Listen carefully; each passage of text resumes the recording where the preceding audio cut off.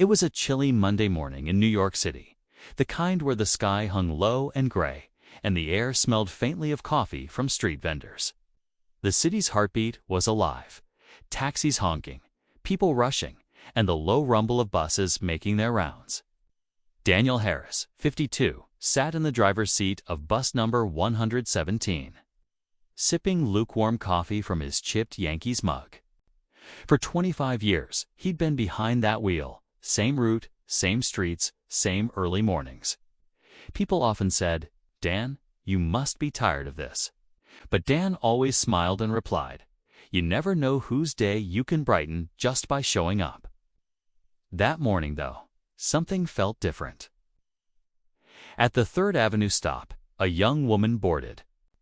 She was in her late 20s, clutching a thin coat around her, her eyes red from crying. Dan noticed, not out of curiosity, but because he made it a habit to see people, not just transport them. "Morning, miss," he greeted warmly. She nodded, barely managing a smile, and moved to the back of the bus. By the time they reached the next stop, Dan glanced in the rearview mirror. She sat slumped against the window, holding a crumpled envelope. He recognized that look, the look of someone who had just lost something, or someone important. When the bus emptied out a little, Dan gently called out, "Everything all right back there?" She hesitated, then walked to the front. Her voice was small. "I just got laid off.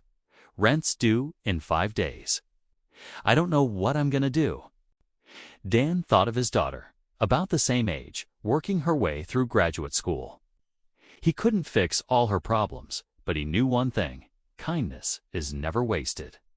"Tell you what," he said, "there's a coffee shop at the end of this route. Best apple pie in the city. My treat." They sat in that cozy corner cafe, the smell of cinnamon and espresso wrapping around them like a warm blanket. Her name was Emily Carter, and she had moved to New York, chasing her dreams in marketing. Life, however, had other plans. Dan listened, really listened. Not the kind of half-hearted nod people give while checking their phones. And when she finished, he said, "I've learned something in my years behind that wheel. Roads have bumps, but they also have turns. You never know when life will take you somewhere better."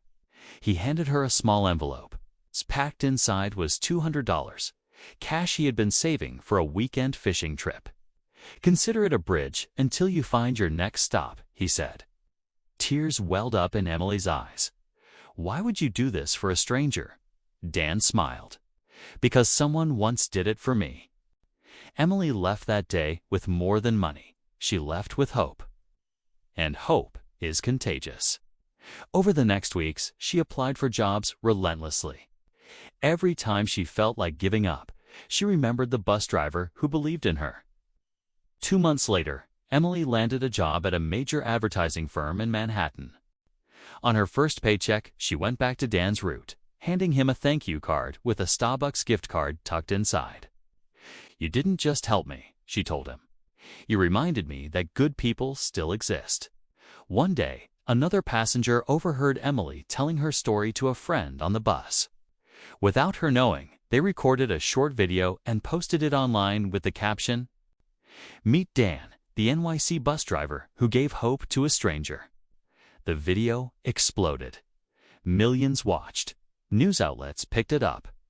#HaraBusDriver trended on Twitter for a week.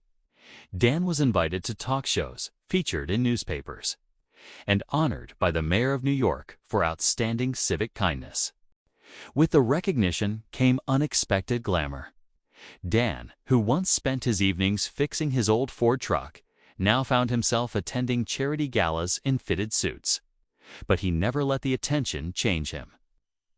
At every interview, he repeated the same line: "It's not about me. It's about remembering that we all have the power to make someone else's road a little smoother." Emily, now a rising star in her company, started a nonprofit called Bridgekind, helping unemployed individuals find work through networking and skill-building workshops, all inspired by one act of kindness from a bus driver. Years later, Dan retired from the city bus service. On his last day, as he pulled into the depot for the final time, he found a crowd waiting: colleagues, friends, reporters, and dozens of people he had helped over the years. Emily stood at the front, holding a large framed photo of the bus route where it all began, signed by hundreds of passengers. "You were never just a driver, Dan," she said, her voice breaking. "You were the heart of this city." Dan's story reminds us, kindness doesn't need a stage. It just needs a willing heart. You never know when your smallest act could make you someone's hero.